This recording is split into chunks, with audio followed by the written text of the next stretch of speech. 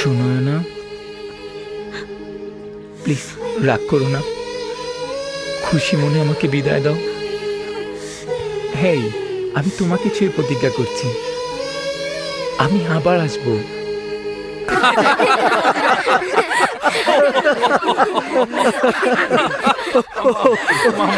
এই তোরা সব হাসছিস কেন পাগলের মতো? হ্যাঁ ভাইয়া, ব্যাপারটা শুনলে তুমিও না এসে পারবে না। আরে কি হয়েছে বল না। আজকে যেন লালকে মেরে রাস্তার উপর অর্ধলঙ্গ করে রেখে গেছে। লাল কি? তুই শিওর? ভাইজান, শিওর নাই উপায় নেই। কে যেন সেই মারের দৃশ্য মোবাইলে ভিডিও করে ইন্টারনেটে ছেড়ে দিয়েছে। ভাইজান, এই এলাকায় লালের আর কোনো ইজ্জতই রইল না। ভাইয়া, লালের লোকজন যেখানে যাচ্ছে সেইখানেই মার খাচ্ছে। আরে চাঁদা তো দূরের কথা, ওদের চেহারা ওই এলাকায় কেউ দেখাতে পারছে না। কিন্তু লালকে এভাবে পেটালো কে? ছেলেটাকে নাকি কেউ চেনে না, এই এলাকায় নতুন। ইয়ে, কোন এলাকায় মেরেছে বলতো? ভাইয়া, ওই চৌরাস্তার মোড়ে ঔষধের দোকানের সামনে। ওখানে তো একটাকে আমিই পিটিয়েছিলাম। আঙ্কেলের ওষুধ নিয়ে আসছিলাম, হঠাৎ লোকটা আমাকে বাধা দেয়। তারপর আর মেজাজটাই ঠিক রাখতে পারলাম না, সব কয়টাকে ধরে দিলাম মার। আর পালের গোদাটাকে তো এমন মার দিয়েছি, ওকে একেবারে ল্যাংটা করে ফেলেছি। দেড় যুগ ধরে ভালোবাসার নিড়ে এসিআই পিওর সল্ট।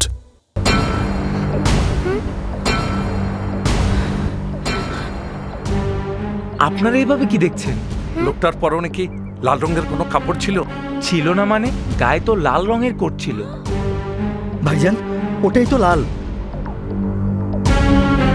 ফরিদ, এক্ষুনি সুজয়ের হুন্না বের কর। আজকের মধ্যেই তুই সংগ্রামকে ওর মায়ের কাছে পৌঁছে দিয়ে আয়। কিন্তু ভাইজান, আমি বলছিলাম কি, আমি যা বলছি তাই কর। লাল যদি সংগ্রামের খোঁজ পায় তাহলে সে প্রতিশোধ নিতে চাইবে। ও হারানো সম্মান ফিরিয়ে নেওয়ার জন্যে আরো অস্ত্র, আরো লোক নিয়ে সে আক্রমণ করতে চাইবে। ওকে আমরা বাঁচাতে পারবো না। তুই এক্ষুনি যা, ওকে এক্ষুনি ওর মায়ের কাছে পৌঁছে দিয়ে আয়। আপনি কোনো চিন্তা করবেন না আঙ্কেল, ওই লোক যদি লাল হয়ে থাকে ও আমার কোনো কিছুই করতে পারবে না। যা বলছি তাই করো। তুমি লালকে চেনো না, তুমি জিনিসপত্র গুছিয়ে নাও। তোমাকে এক্ষুনি গাজীপুর ছাড়তে হবে। সুজন, যা, দাঁড়িয়ে আছিস কেন? যা, যাও।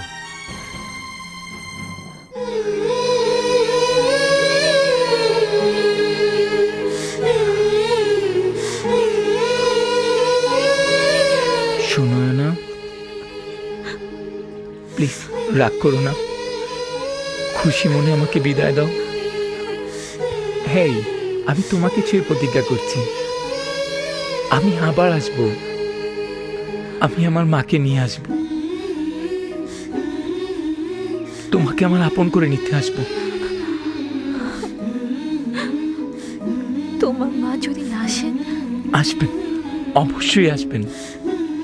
আমার মায়ের কোনো কথার যেমন আমি অবাধ্য হইনি, তেমনি আমার মাও আমার কোনো চাহিদাই অপূর্ণ রাখেননি। ছোটবেলা থেকে আমি যা চেয়েছি তিনি আমাকে তাই দিয়েছেন। আমার মায়ের মতো মা কোটিতে একজন সন্তানের ভাগ্যে জোটে। বাবা মারা যাবার পর থেকে একদিকে তিনি যেমন সামলাচ্ছেন বাবার সম্পদ, তার নিজের ঘর, আর অন্যদিকে সামলাচ্ছেন তার অফিস। শুনলে অবাক হবে, আমার মা শুধু মাই নন, আমার মা ময়মনসিংহ চৌধুরী পাড়ার পৌরসভার চেয়ারম্যান।